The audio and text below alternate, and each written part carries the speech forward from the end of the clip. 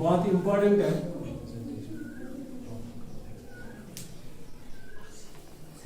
Representation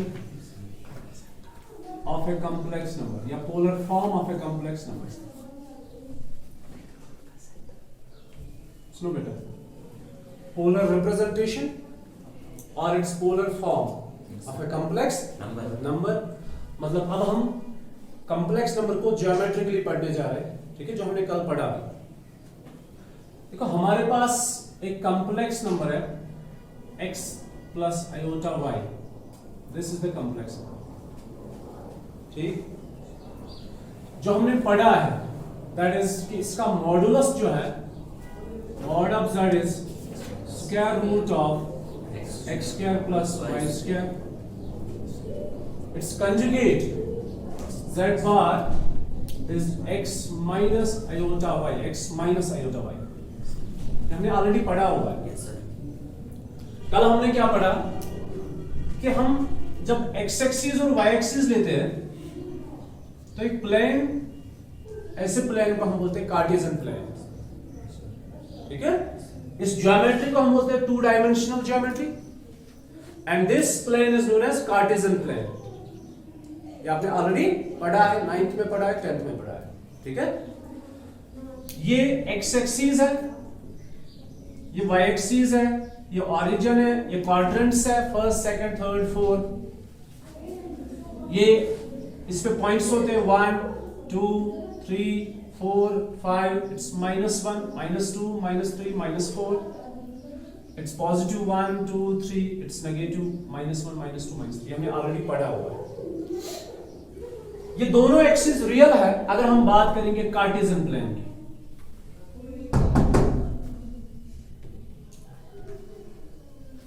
अगर बात करेंगे कार्टेशियन प्लेन की तो ये दोनों एक्सिस रियल होती है। रियल एक्सिस उसको बोलते हैं जिसपे रियल वैल्यूज होते हैं। So this is real axis, X axis, this is real axis, Y axis, इन पे जो भी वैल्यू होगा उनको रियल नंबर्स बोलते हैं, ठीक है। और ये ओरिजिन है 0। इस पे अगर कोई पॉइंट है, से for example this is the point P 2, 3, ये इसके कोऑर्डिनेट्स है, ये उस पॉइंट P के कोऑर्डिनेट से 2, 3 इसके कंपोनेंट्स होते हैं। ये x कंपोनेंट है, ये y कंपोनेंट है, ये भी आपको ऑलरेडी पता है। और एक चीज मैंने कल ऐड की थी कि इंटरसेप्ट किसको बोलते हैं, ये भी मैंने कल बताया था। Intercept, not intersect, it is intercept. Intercept होता है वो पॉइंट जो लाई करता है किसी एक्सिस के ऊपर। मिसाल के तौर पर यहां पे एक पॉइंट है 1, इसके कोऑर्डिनेट्स मुझे बताओ 1, 0। The coordinates are 1, 0। तो ये पॉइंट किस एक्सिस पे लाई करता है, इसको बोलेंगे एक्स इंटरसेप्ट। ये क्या है, is this intercept? Yes, and the coordinates are 2, 0। Is this intercept? Yes, and the coordinates are 0, 2. This is x intercept and these are y intercept and this is origin. ये भी हमने पढ़ा। अब हमने पढ़ा था कॉम्प्लेक्स नंबर जो है उसको ज्योमेट्रिकली हम कैसे समझाएंगे। अब इस प्लेन का नाम चेंज होगा। इस प्लेन का नाम हमने रखा आर्गन प्लेन। ये इस प्लेन का नाम है। सेम टू सेम जैसे हमने पढ़ा है कार्टेशियन प्लेन में, वैसा यहां भी है, बस नाम चेंज हो रहा है और कुछ चीजें चेंज हो रही है। आर्गन प्लेन और it's known as complex plane. क्या बोलते हैं इसको दूसरा नाम? Complex plane. कॉम्प्लेक्स प्लेन, इस प्लेन का नाम। अब आर्गन प्लेन हो या कॉम्प्लेक्स प्लेन हो, इसमें जो एक्स एक्सिस है उसमें रियल वैल्यूज होते हैं। कौन सा values? Real values. Real values. और जो y एक्सिस है इस पे इमेजिनरी वैल्यूज होते हैं। कौन सा वैल्यूज? मिसाल के तौर पर यहां पे 1 है तो 1 ही है और ये रियल वैल्यू 1 है। ये 2 है, इसके बीच में भी कुछ वैल्यूज है, डेसिमल नंबर्स। और यहां पे जो 1 है ना, ये बेसिकली 1 नहीं है, ये एक्चुअली ऐसे है square root of -1। Square root of -1 is basically iota root 1 which is iota 1। तो ये जो आपको यहां पे 1 दिख रहा है इसके साथ आयोटा है, ये इमेजिनरी नंबर है, ठीक। जो यहां पे 2 है ना, ये बेसिकली 2 नहीं, it is square root of -4, not 2, it is square root of -4 which is iota root 4 which is iota 2। ठीक है, बाकी सारे नंबर जो इनके बीच में आ रहे हैं, क्योंकि ये तो नंबर्स इनफिनाइट है, इनकी कोई तादाद ही नहीं है, तो सारे नंबर्स इनमें एडजस्ट हो जाते हैं, जो 0 से लेकर मतलब 2 तक, स्क्वायर रूट ऑफ -4 तक जो नंबर्स। अच्छा, ये सारे नंबर्स कौन से? अब देखो x एक्सिस पे जो नंबर्स है वो कौन से नंबर्स है, जो y एक्सिस पे वो कौन से नंबर्स है? अच्छा, x एक्सिस पे 0 भी है, y एक्सिस पे भी 0 है, तो 0 को क्या करोगे?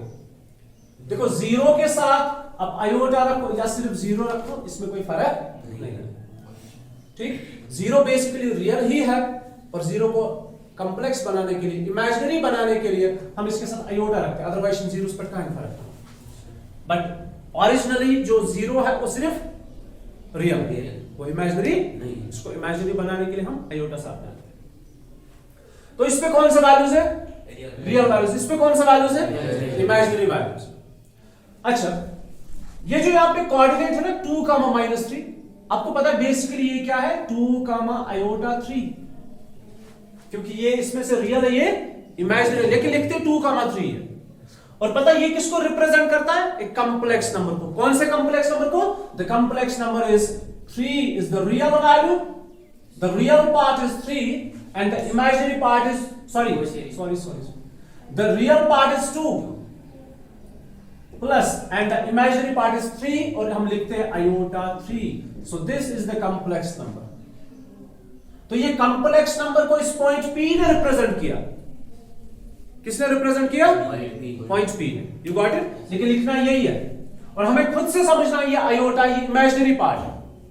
अच्छा, अगर मैं बात करूं इसकी, यहां पे कोई पॉइंट P है, -4, 7, क्या लिखोगे?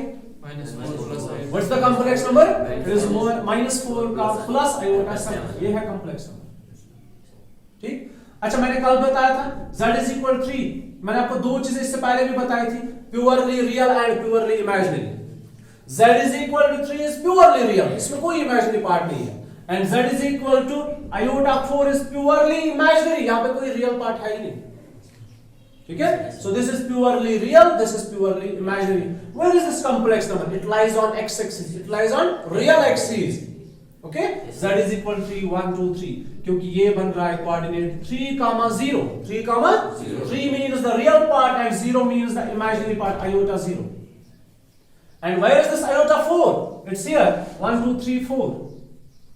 इसके कोऑर्डिनेट्स क्या है? 0, 4। इसको कॉम्प्लेक्स नंबर बनाओ, it is z is equal to 0 is the real part and 4 is the imaginary part. ठीक है, तो जो एक्सिस पे लाई करते हैं, अगर कोई कॉम्प्लेक्स नंबर, अगर कोई पॉइंट एक्स एक्सिस पे लाई करता है, वो प्योरली रियल कॉम्प्लेक्स नंबर है। अगर कोई पॉइंट P y एक्सिस पे लाई करता है, जो एक कॉम्प्लेक्स नंबर को रिप्रेजेंट करता है, उस कॉम्प्लेक्स नंबर को हम प्योरली इमेजिनरी बोलते हैं।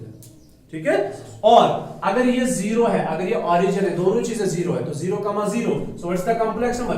It is 0 plus iota 0, it's 0 complex number, which is basically the identity element in case of addition। याद है? You got it?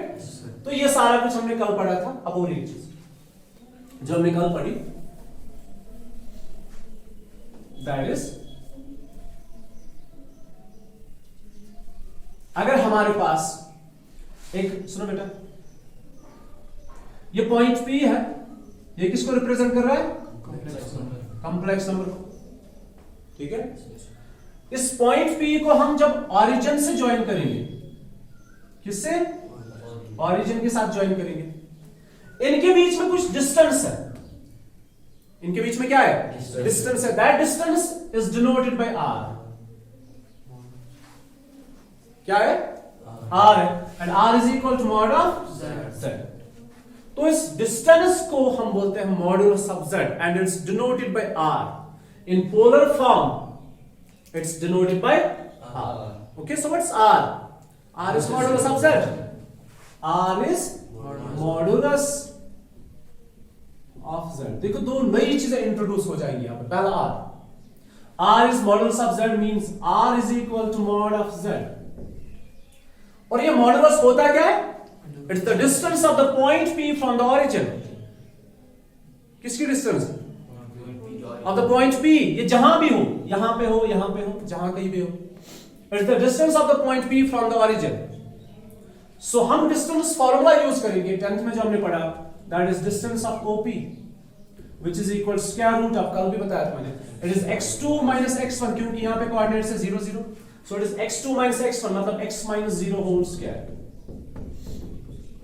plus y minus 0 which gives us x square plus y। ये तो हमने already पढ़ा हुआ था ना, लेकिन तब आपको ये नहीं पता कि ये है क्या। अब ये क्या है, ये distance of the point P, कौन सा पॉइंट P, जो रिप्रेजेंट करता है कॉम्प्लेक्स नंबर को। उस पॉइंट P की डिस्टेंस कहां से कहां तक, ओरिजिन से लेकर इस पॉइंट P तक जो है, इस डिस्टेंस को हम बोलते हैं modulus of z। You got it? Yes sir. और एक चीज, अगर कोई पॉइंट P यहां पे, यहां से यहां तक कितनी डिस्टेंस है, 3 यूनिट्स, और ये कॉम्प्लेक्स नंबर कौन सा बनेगा, 3 plus iota 0। जरा इसकी डिस्टेंस चेक करते हैं, it is 3 plus iota 0, distance means r means mod of z which is equal to 3 square plus 0 square, iota साथ में नहीं रखते हैं, that is 3 square on that is 3, ये तो बराबर आ गया जो है, ठीक है, समझ आ रहा नहीं आ रहा? अच्छा, और एक चीज, and remember distance is always positive, okay, length is always positive. अगर चाहे कभी भी सपोज करो यहां पे पॉइंट P है, इसके कोऑर्डिनेट्स है -3, -4, यहां से यहां तक कोई डिस्टेंस है ना, अब नेगेटिव वैल्यू होने से कोई फर्क नहीं पड़ेगा, डिस्टेंस पॉजिटिव ही होगी, इसीलिए इसकी डिस्टेंस r जो है that is square root of -3 square plus -4 square which gives us 9 plus 16 is 25 which is 5, so इसकी लेंथ 5 है, ठीक है, क्लियर? आगे और एक चीज जो हमने कल पढ़ी, दैट इज द कंजुगेट। अगर इस पॉइंट P, अगर हम इसको मिरर रखेंगे यहां पे, ये पॉइंट P कहां दिखेगा हमें, यहां कहां दिखेगा, यहां पे मिरर में अगर इसको चेक करेंगे प्लेन मिरर में, तो इसी डिस्टेंस पे यहां पे एक आपको पॉइंट दिखेगा, ये वाला पॉइंट। अब इसमें कोऑर्डिनेट्स क्या होते हैं, x, -y, ठीक है, ये कॉम्प्लेक्स नंबर है, ये P है जो कॉम्प्लेक्स नंबर को रिप्रेजेंट करता है, और इसका कॉम्प्लेक्स नंबर क्या बन जाएगा, x plus iota y, ठीक है। ये जो कॉम्प्लेक्स नंबर बनेगा, जरा बोलो क्या बनेगा, x minus iota y, ठीक है, और इसी को हम बोलते हैं कंजुगेट। कंजुगेट क्या होता है, the mirror image of the complex number, but mirror किसको कंसीडर करना है, x एक्सिस को, यहां से नहीं दिखेगा, क्योंकि अगर आपने यहां से देखा, इसके कोऑर्डिनेट्स बन जाएंगे -x, y, फिर तो ये complex number -x plus iota y बन जाएगा। लेकिन हमने डेफिनेशन में पढ़ा, कंजुगेट में जो है मिडल साइन जो है वो चेंज हो जाती है, ठीक है बेटा, समझ आ रहा है?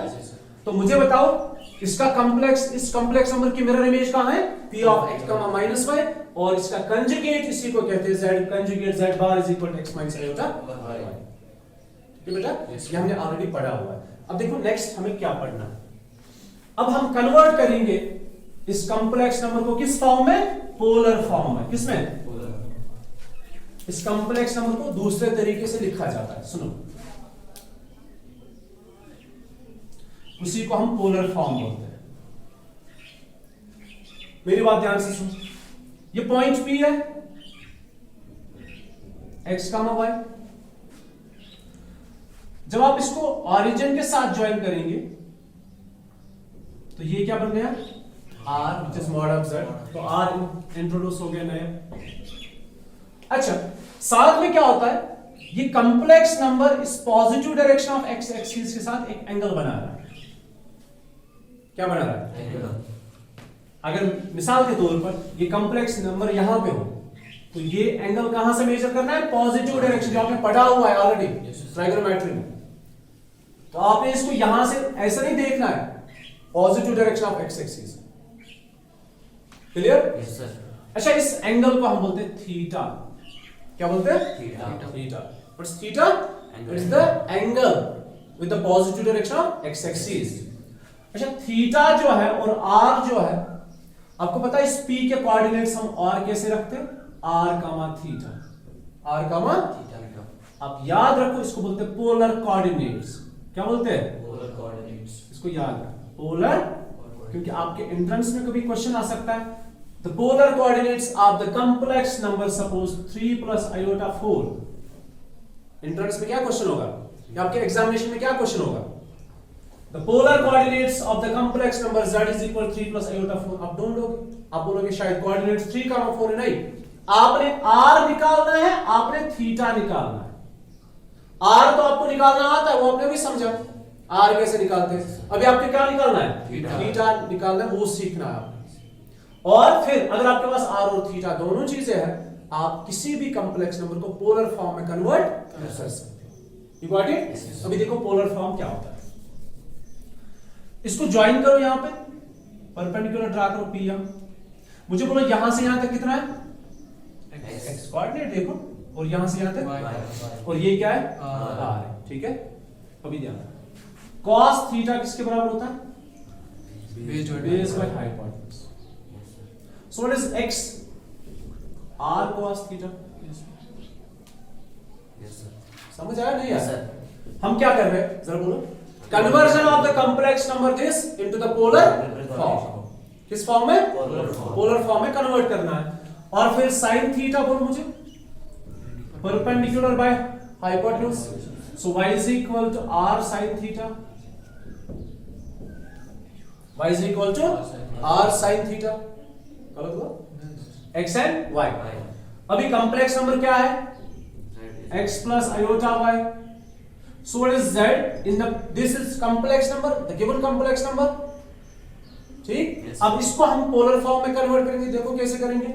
x की जगह r cos theta plus iota, y की जगह r sin theta. So z is equal to r common, it's cos theta plus iota sin theta. It can also be written as r c I s theta। ठीक है, समझ आओ? ये short form है इसका लिखने का। अगर कभी आपने देख भी लिया तो आप समझ लेना ये जरा बोलो ये क्या है? r multiplied by cos theta plus iota sin theta। What is this? This is the polar form of the complex number। This is the polar form। आपका क्वेश्चन होगा, आपको कॉम्प्लेक्स नंबर गिवन होगा, r is equal to minus iota 4 से for example. फिर आपको question कह रहा है, एक आप r निकाल के दे दो, थीटा निकाल के दे दो। ठीक है, अच्छा इस थीटा को हम नाम बोलते हैं theta, it's argument of z। क्या बोलते हैं? अब मुझे बोलो r क्या है? Modulus of z। थीटा क्या है? It is known as argument और एम्पलीट्यूड। क्या बोलते हैं इसको? थीटा इज आर्ग्यूमेंट और एम्पलीट्यूड ऑफ z। कौन सा क्वेश्चन वाज यूज है? Find r and theta, find the modulus. Question ऐसे लिखते हैं, find the modulus and the amplitude और आर्ग्यूमेंट ऑफ z। ये आपका क्वेश्चन। तो आपने क्या क्या निकालना होगा? r and theta. फिर किसी क्वेश्चन में ये लिखा होगा, मतलब आप एक कॉम्प्लेक्स नंबर को represent this complex number in the polar form. तो दोनों केसेस में आपको r और थीटा चाहिए। ये तो r आज पता, थीटा आज पता। मिसाल के तौर पर कोई कॉम्प्लेक्स नंबर है जिसमें आपको r पता है, से फॉर एग्जांपल r is 2, और आपको थीटा पता है, से for example it's pi by 3।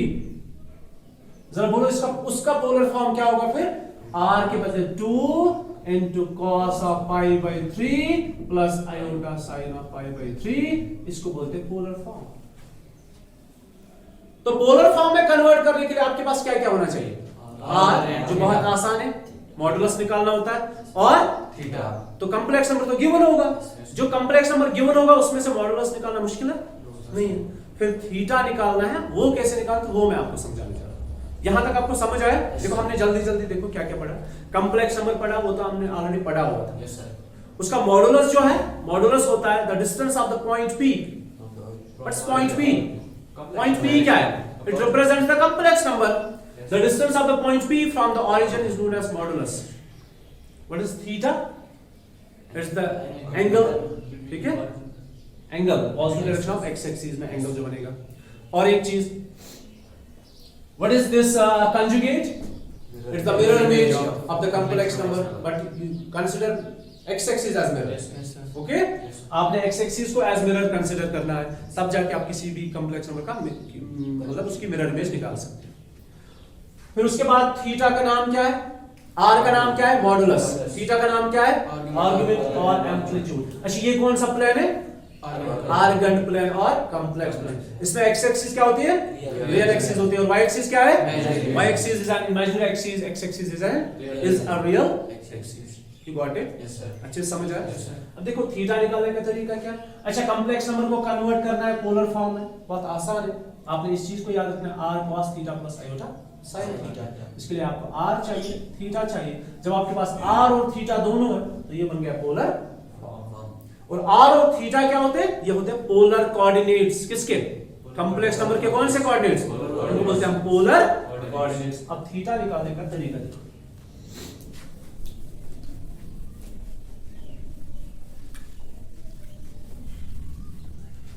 देखो थीटा कैसे निकालते हैं।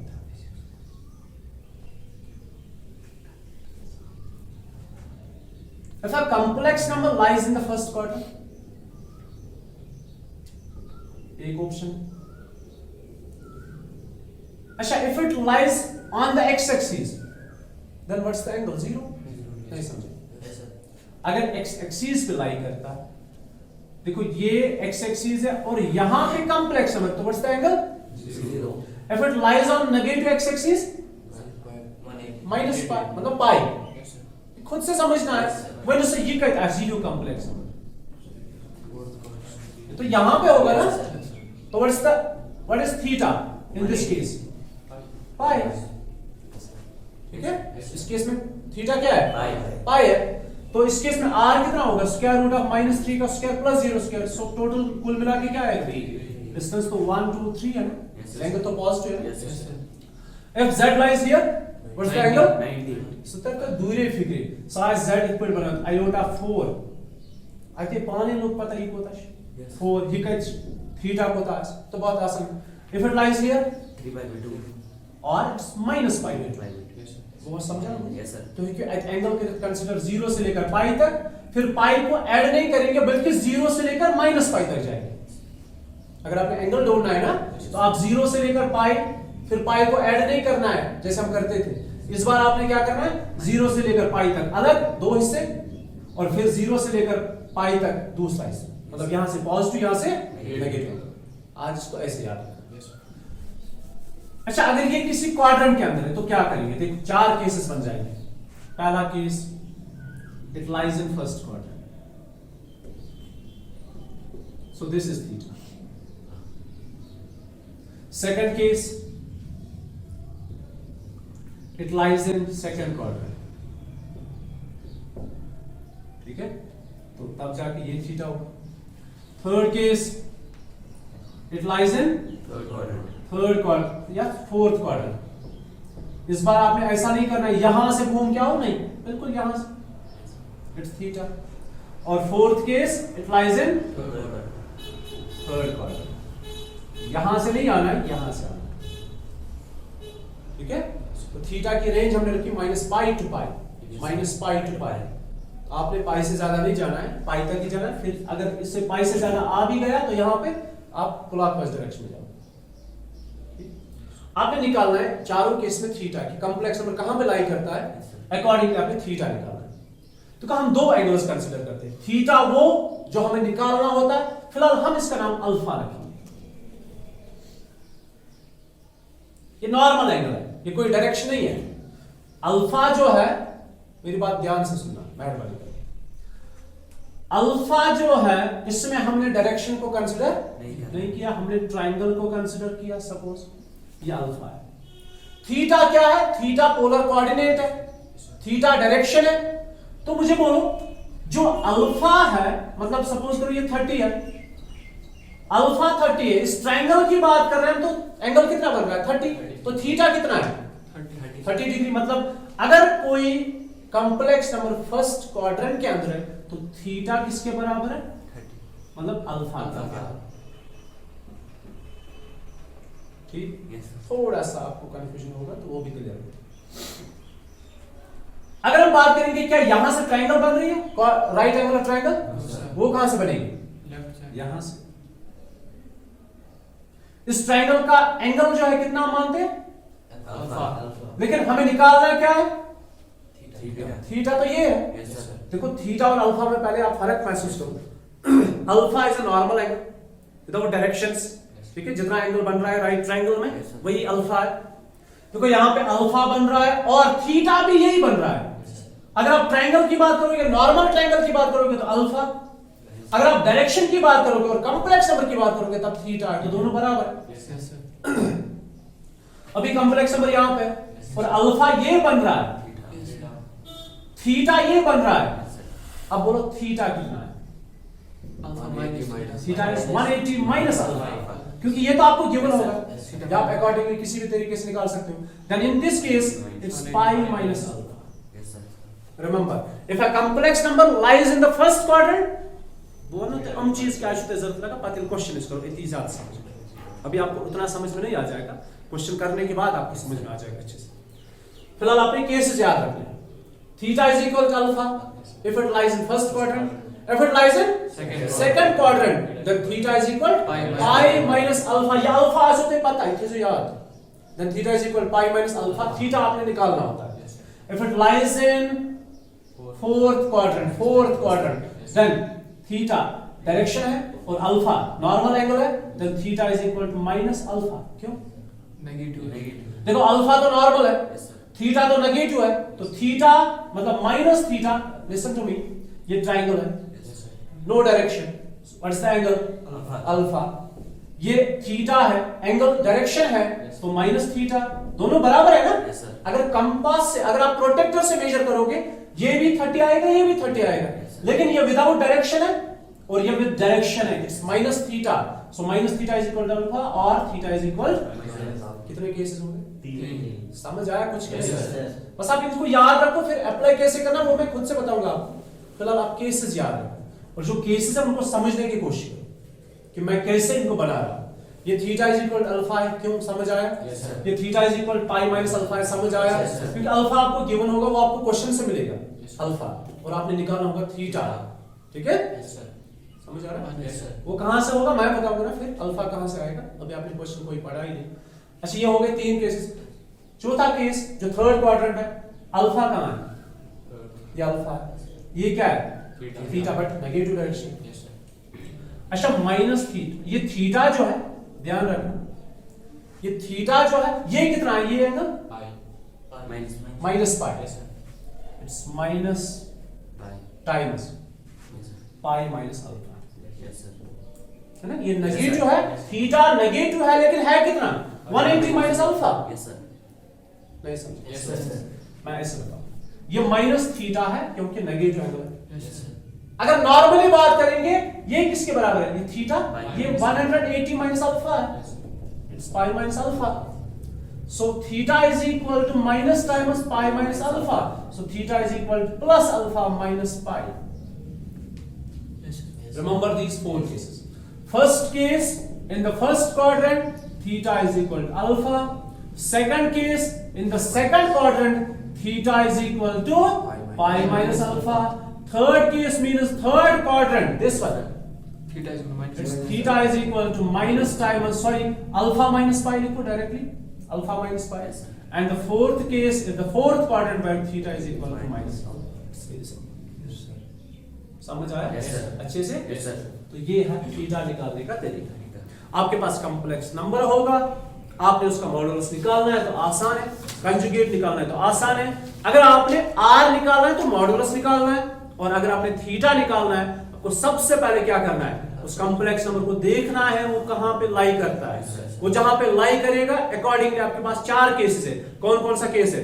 Case first, when complex number lies in the first quadrant where theta is equal to alpha, in the second quadrant theta is equal to pi minus alpha, in the third quadrant theta is equal minus alpha minus pi or minus times pi minus alpha, and in the fourth quadrant theta is equal to minus alpha. So this all for today. इंशाल्लाह कल हम exercise पढ़ेंगे, उसी में आपको ज्यादा अच्छे से समझ में आ जाएगा थीटा और आर।